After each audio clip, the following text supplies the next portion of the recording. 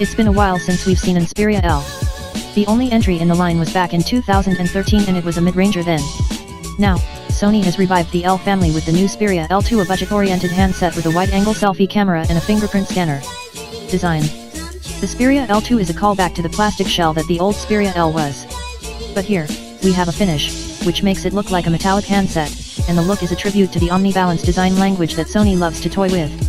However, the phone's rear shell does arch out in a slight bulge, which is something we don't see very often on Sony handsets. It's probably like that to improve ergonomics and provide more room for the rather large battery.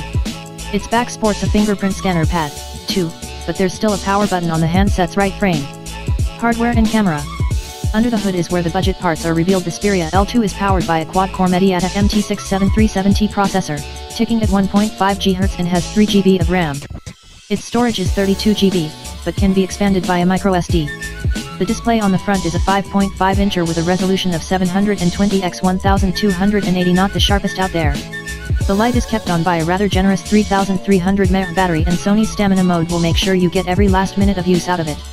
Sony loves to put an emphasis on the camera when designing a new phone, and the L2 is no exception. The budget offering sports a 13MP main snapper and an 8MP, 120-degree wide-angle selfie cam to get more stuff into your selfie shots. Availability. The Sony Xperia L2 will be launching in the US at the start of February in black, gold, and pink. Pricing will be specified as the launch date approaches.